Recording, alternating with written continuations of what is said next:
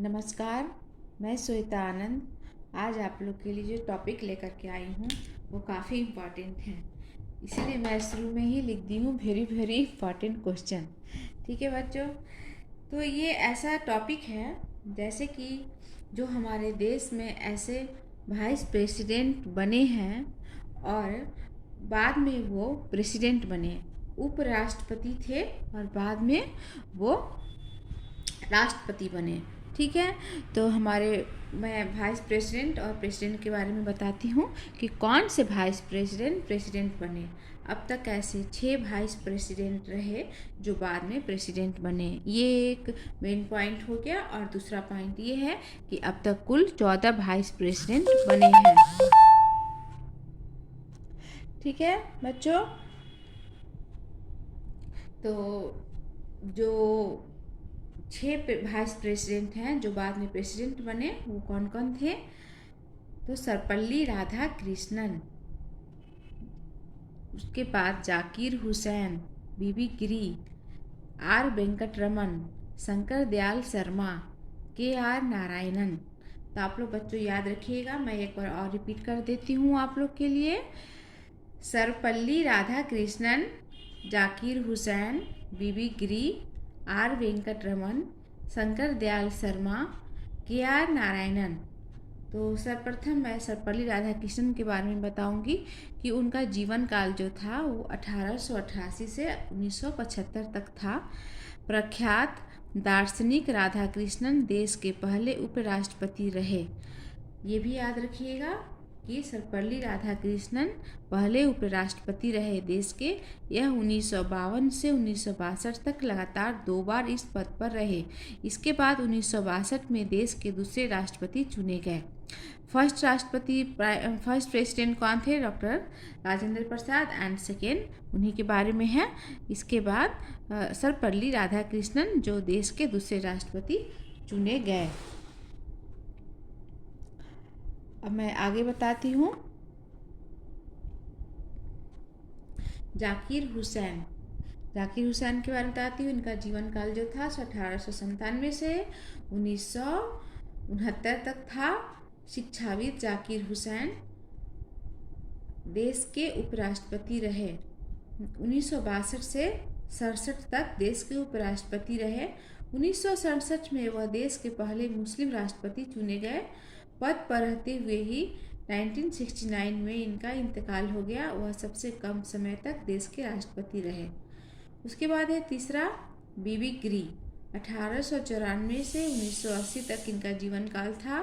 1967 में देश के तीसरे वाइस प्रेसिडेंट चुने गए। 1969 में प्रेसिडेंट जाकिर हुसैन के इंतकाल के बाद कार्यवाहक प्रेसिडेंट चुने गए। उसके बाद हुए चुनाव में देश के चौथे प्रेसिडेंट भी चुने गए। सबसे पहले कार्यवाहक प्रेसिडेंट चुने गए, उसके बाद वे चौथे प्रेसिडेंट चुने गए। वह एकमात्र राजनेता थे जो निर्दलीय प्रत्याशी के रूप में राष्ट्रपति के लिए चुने गए। याद रखिएगा बच्चों, वह एकमात्र राजनेता थे जो निर्दलीय प्रत्याशी के रूप में राष्ट्रपति के लिए चुने गए। मैं आगे आप लोग को बताती हूँ। आर वेंकटरमन, उनका जीवन काल 1910 से 2009 तक था। पेशे से वकील और केंद्रीय मंत्री रहे वेंकटरमन। 1984 में देश के 7वें वाइस प्रेसिडेंट चुने गए। देश के 7वें वाइस प्रेसिडेंट चुने गए। उसके बाद 1987 से 1992 तक देश के 8वें प्रेसिडेंट बने। ठीक है, मैं एक बार और रिपीट कर देती हूँ। पेशे से वकील थे आर वेंकटरमन और केंद्रीय मंत्री भी रह चुके थे वेंकटरमन। तो 1984 में देश के 7वें प्रेसिडेंट चुने गए। उसके बाद 1987 से 92 तक देश के 8वें प्रेसिडेंट बने। शंकर दयाल शर्मा, इनका जीवन काल 1918 से 89 तक था। राष्ट्रपति आर वेंकटरमन के अधीन देश के 8वें वाइस प्रेसिडेंट रहे। उससे पहले वह एमपी के चीफ मिनिस्टर थे। मैं यहाँ एमपी लिखना छोड़ दी थी। एमपी के चीफ मिनिस्टर रहे और केंद्रीय मंत्री भी रहे। 1992 में देश के 9वें प्रेसिडेंट चुने गए। एक बार और रिपीट कर देती हूँ। राष्ट्रपति आर वेंकटरमन के अधीन देश के 8वें वाइस प्रेसिडेंट रहे। जब आर वेंकटरमन देश के प्रेसिडेंट थे तब वो वाइस प्रेसिडेंट थे कौन?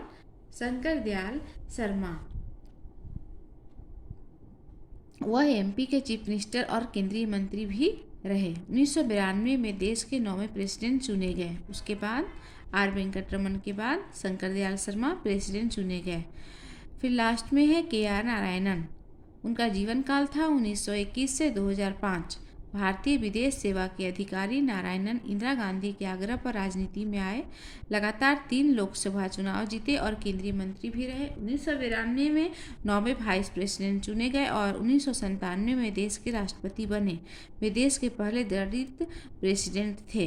तो आप लोग को इतना समझ में आ गया। ये काफ़ी इम्पॉर्टेंट इसलिए है कि हमें वाइस प्रेसिडेंट और प्रेसिडेंट तो याद रहते हैं, लेकिन हमें ये भी दिमाग में रखना है कि कौन से वाइस प्रेसिडेंट जो बाद में प्रेसिडेंट बने। तो 6 बने: सर्वपल्ली राधाकृष्णन, जाकिर हुसैन, बीबी गिरी, आर वेंकटरमन, शंकर दयाल शर्मा, KR नारायणन। इनको आप लोग कंठस्थ कर लीजिएगा, अच्छे से याद कर लीजिएगा। ये कभी भी क्वेश्चन पूछा जा सकता है एग्जाम में।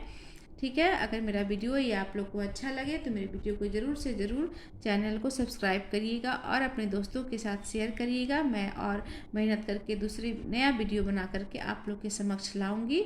तब तक के लिए बाय बाय, नमस्ते।